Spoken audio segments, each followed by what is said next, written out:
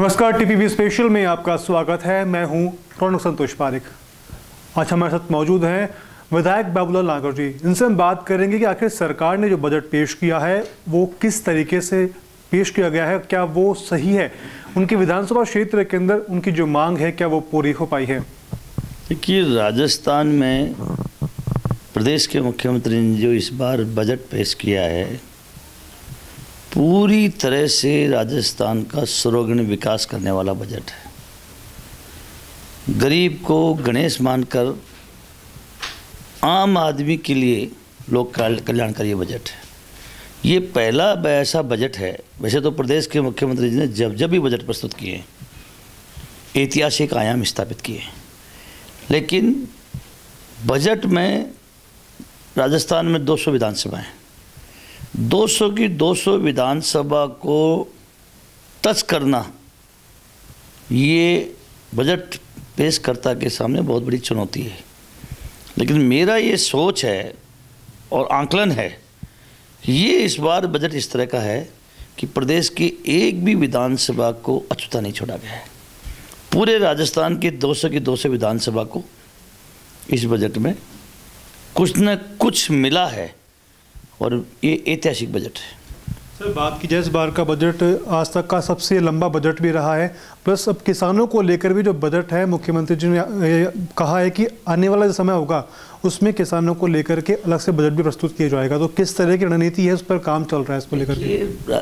अशोक गहलोत जी राजस्थान के गरीबों के और किसानों के मसीहा हैं और शुरू से इनका जो काम करने का तरीका है, केंद्र बिंदु है। इन्होंने आम आदमी को केंद्र बिंदु बनाकर ये अपना प्रशासन का सुशासन के रूप में बदलकर प्रशासन को अपना कार्य जारी रखते हैं। और किसान ही नहीं, मैं आपसे कहना चाह रहा हूँ, इस बजट की सबसे बड़ी सफलता इस बात में मानो कि विधानसभा में डिबेट चली बजट पे, अब डिमांड पर डिबेट चल रही है। एक भी विधायक, मैं सत्तापक्ष के विधायक की बात नहीं कर रहा हूँ, एक भी प्रतिपक्ष का विधायक ने ये सुझाव अभी तक असेंबली में नहीं दे पाया कि इस बजट में ये चीज़ें शामिल और होनी चाहिए। जो बातें कर रहे हैं, प्रतिपक्ष भी बातें कर रहा है, तो केवल एक बात ही कर रहे हैं कि ये बजट कामयाब कैसे होगा। अरे भाई, लोग अशोक गहलोत जी का जो करिश्मा है, उनका जो पकड़ है, उनका जो सोच है, दूरगामी सोच है, ये जिम्मेदारी सरकार की है। सरकार जब बजट लेके आ रही है तो उसकी क्रियान्वित कराने की उनकी जिम्मेदारी है। और इस बजट में किसी ने कमी खामी नहीं निकाली।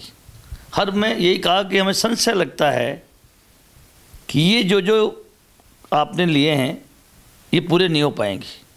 मेरे विधानसभा में इस सरकार के 2.5 साल के लगभग हो गए। पिछले 2 सालों में जो विधानसभा बजट में मुख्यमंत्री जी ने घोषणा करी, एक भी ऐसी योजना नहीं है जिसकी प्रशासनिक या वित्तीय स्वीकृति अभी तक नहीं हुई है। सारी की सारी योजनाओं की क्रियान्वित हो गई। अभी भी मेरे विधानसभा में इस बजट में भी करीब 7-8 घोषणाएं हुई हैं।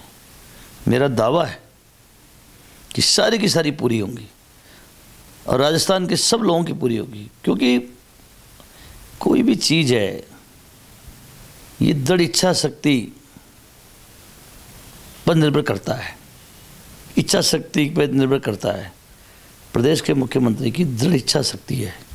सर, बात करें, मुख्यमंत्री गहलोत ने हर बार जो अपने वायदे किए हैं वो भी पूरे किए हैं, प्लस आपकी विधानसभा क्षेत्र की बात भी की जाए, वहाँ पे भी जनता हमेशा ये कहती रही कि हमारे जो विधायक जी ने लगातार हमारे जो जितने भी हमारे कार्य हुए हैं वो पूरे किए हैं। लेकिन सर, किसानों का अलग से बजट लाया जाएगा, लेकिन किसानों की जो एमएसपी को लेकर अभी कुछ समय पहले राजस्थान सरकार की और हरियाणा सरकार की भी टकरार हुई थी कि एमएसपी को लेकर बाजरा है, उसकी एमएसपी हमारे यहाँ कम है लेकिन वहाँ पे ज़्यादा है। वो देखिए, समर्थन मूल्य पे जो खरीद है, अधिकतर केंद्र सरकार का कार्यक्षेत्र में है। कुछ उपज स्टेट गवर्नमेंट भी करती है। और केंद्र सरकार, मैंने तो हर दौर देखा है प्रदेश के मुख्यमंत्री जी का, कि समर्थन मूल्य के बावजूद भी 150 रुपये एक एक क्विंटल पे राज्य सरकार की ओर से दिया गया है। और जहाँ तक कि आप मेरी विधानसभा की भी चर्चा कर रहे थे, इस पूरे मुल्क में, पूरे देश में मेरी विधानसभा में सब ग्राम पंचायतें हैं। मेरे यहाँ नगर पालिका भी नहीं है, नगर परिषद नहीं है, नगर निगम कुछ भी नहीं है। पर पूरे देश में ये पहला मेरा विधानसभा का मुख्यालय है दूदू, जिसमें जिला स्तर के सब कार्यालय इस प्रदेश के लोकप्रिय मुख्यमंत्री जी ने खोल दिए। जो अधिकारी जयपुर बैठते थे, आपको पूरे देश में एक ब्लॉक, एक ग्राम पंचायत पूरे देश में नहीं मिलेगी। मैं दावे से कह सकता हूँ, चुनौती दे सकता हूँ कि मेरे ग्राम पंचायत को जिला मुख्यालय का दर्जा मिल गया एक तरह से प्रशासनिक ढांचे में। मेरे यहाँ आज एडिशनल एसपी बैठता है, एडीजे मेरे यहाँ बैठते हैं, एडीएम कार्यालय मेरे यहाँ खोल दिया है, डीटीओ कार्यालय मेरे यहाँ है, उपजिला अस्पताल मेरे खोल दिया है। सारे एक्शंस जो ज़िले में बैठा करते थे, आरएसबी का एक्शन मेरे यहाँ है, पीडब्ल्यूडी का एक्शन मेरे यहाँ है, वाटर सेट का एक्शन मेरे यहाँ है, पीएचडी का एक्शन मेरे यहाँ है। ये सब दफ्तर जयपुर मुख्यालय पे हुआ करते थे, आज मेरे यहाँ सब खुल गए हैं। तो ये कॉन्सेप्ट है इस लोकप्रिय मुख्यमंत्री का। ये लोगों के दुख दर्द को समझते हैं कि जो आम आदमी का जो काम पड़ता है जिन विभागों से, वो क्यों सफ़र करें, क्यों उनको उस न्याय के लिए क्यों देर इंतज़ार करना पड़े, क्यों उनको एक्स्ट्रा उनका खर्चा लगे। ऐसा पूरे राजस्थान में कर दिया उन्होंने। मैं जब विधायक बना था 98 में, मेरे यहाँ उप तहसीलदार बैठता था, दूदू में उप तहसीलदार भी नहीं बैठता था, तहसीलदार मौजमाबाद बैठता था। आज 3 मेरे यहाँ पंचायत समिति हो गई, 3 तहसील हो गई, सारे जिला लेवल के कार्यालय हो गए। तो आमूल चूल परिवर्तन कर दिया। लोग कहते हैं जल जीवन मिशन, ये जो पानी का कॉन्सेप्ट है, हर घर में पानी की व्यवस्था करने का, अब केंद्र सरकार ने डीडीबी ब्लॉक है दूदू, उस ज़माने में 100% फ्लोराइड के जो क्षेत्र थे, चाहे यूपीए गवर्नमेंट रही, चाहे एनडीए गवर्नमेंट रही, किसी की सरकार रही, 100% पैसा केंद्र सरकार से मिलता था, फिर 90% पैसा केंद्र सरकार से मिलता है। आज स्थिति ऐसी हो गई कि 50% की बात करने लग गए। पीएमजेएसवाई जो रोड है इसमें किसी ज़माने में 90-10 का मामला होता था, 90% केंद्र सरकार देती थी, हाँ इसमें 50% हो गया। तो ये जो मोदी सरकार की जो लोकतांत्रिक नीति है, जो राज्यों को कमज़ोर करने की नीति है, जो गांव के आम आदमी और किसान को कमज़ोर करने की नीति है, उसके कारण लोगों को सफ़र करना पड़ रहा है। पर मेरा दावा है, प्रदेश के मुख्यमंत्री की जिस तरह से दूरदर्शिता है, निश्चित रूप से ये बजट राजस्थान को और ऊंचाइयों में ले जाएगा। सर, बात करें मुख्यमंत्री जो हमेशा जनता के बीच में प्रिय बने रहे हैं, लेकिन ऐसा क्या कारण है कि वो अपनी पार्टी के अंदर जो गुट बने हुए हैं उनको समेट नहीं पा रहे हैं? वो देखिए, जब 2018 में विधानसभा का चुनाव हुआ, भारतीय जनता पार्टी की सरकार 2013 से 2018 तक थी, और जो अशोक गहलोत जी ने 2008 से 2013 के अपने शासनकाल में जो कार्य किया, तो लोगों ने अंतर समझ में आया कि इस अशोक गहलोत जी की क्या योजनाएं थी, क्या कॉन्सेप्ट थे, आज इस भारतीय जनता पार्टी सरकार ने क्या किया। इतना बड़ा जनता में आक्रोश था। ये तो टिकट वितरण में ये कांग्रेस के नेता बंदरबाट नहीं करते, किसी को पछाड़ने का और किसी को पलटी देने का। ये अगर इनका कॉन्सेप्ट नहीं होता तो आज राजस्थान में कांग्रेस की 130 सीटें होती।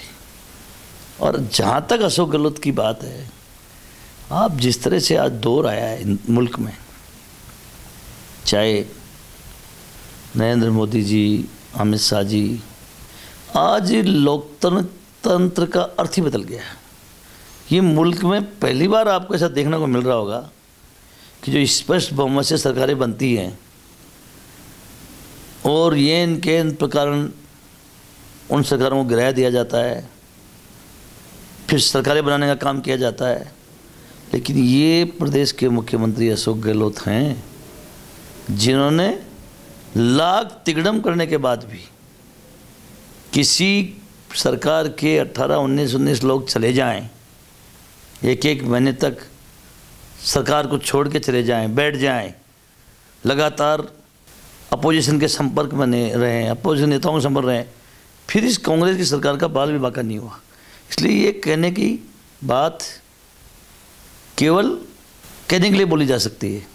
इस बजट को उठा के देखो, आप मुख्यमंत्री जी की बजट भाषण को देखो, उन्होंने जो जवाब दिया था उसको पढ़ो।